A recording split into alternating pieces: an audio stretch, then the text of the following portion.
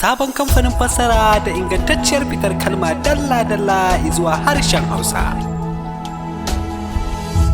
Rakasu Dub Studio ke gabatar muku da sabuwar fassara mai dauke da sabon salon burgewa.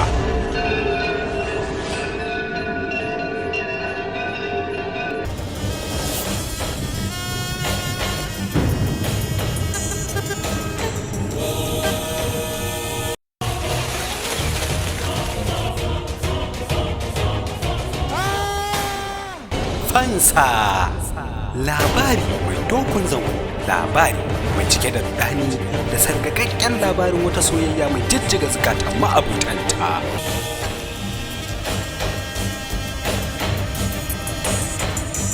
Fansa ɗaya bayan ɗaya, sauyayyar macijiya mai rikida zuwa kalar kowace halitta ke bin wasu ahali da zambatar ɗaukar fansa a daki-daki.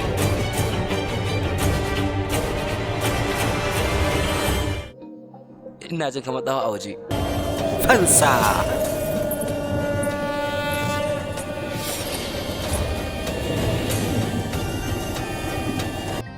mafi yawancin mutane suna makara ne saboda mahaifiyarsu ta bangaren gidanmu. Fansa mutane wanda suka ɗaukaka irin wannan kayayyakin suke sa irin wannan lokacin. Kawu, wannan bayanin da kake ta faɗa sabo ne, ka san ka faɗe shi, amma sai kai ta maimaita. ta shafe, ta goge, sannan ta damalmala walwala da dukkan farin cikin wannan ahali. Na yi zaman jiran shekara 20 saboda wannan lokacin. Da wannan daren na Mahashi Bratri dukkanin motsin duniyoyin nan suna ƙarƙashin iko na a wannan rana zo ɗaukar fansa. Fansa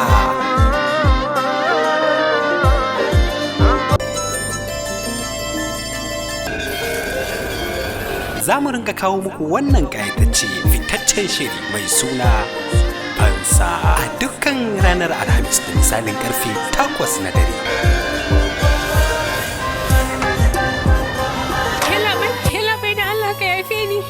Labai, ina matuƙar buƙatar kuɗi. Ina har yanzu ka ce za ka kore ni?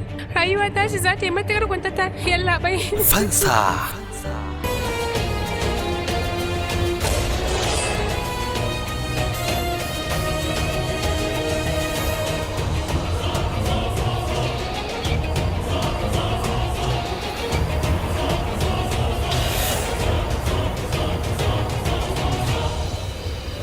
Fansa Tabbas za ka zo nan. Shi ne ma ya sa a koda yaushe kake mafarki, ba wai haka nan ne ba. Wannan zai kasance masomar ɗaukar fansa. Fansa Maso hakan sosai su riga tambi. Faɗi gaskiya, tunda kin yarda da ka'idojin wasan. Kuma sai kin faɗa mana.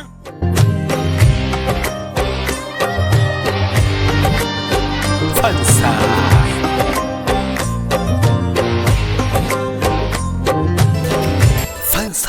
Labarin da baka san da shi ba za a sake fadarsa a sanadiyar daukar fansa. Wannan labarin za a sake fadarsa daga farkonsa. Za ka iya gujewa kowane abu, za ka iya gujewa bayanka, yanzunka da kuma gobanka, amma ba za ka iya gujewa wannan rikidaddiyar macijiyar ba. Ka ɓoye mata ko ka guje mata. daga kamfanin Rakasu Dub Studio.